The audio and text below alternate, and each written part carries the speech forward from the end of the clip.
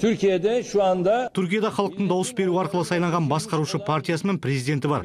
Біз ары қарай да өз міндеттерімізді атқаруға ниеттіміз. Біз мемлекетті бүлікшілердің қолында қалдырмаймыз. Олардың қолына қару алып, оны халыққа, біреудің анасына, әкесіне кезеуі дұрыс емес. Олай істегендер қатаң жауапқа тартылады. Бұл топ әскери төңкерісті тамызда өтуі тиіс, жоғарғы әскери кеңестің отырысы алдында жасамақ болған.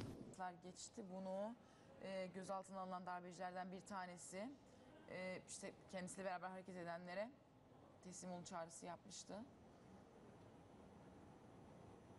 Onun da ardından evet Boğaz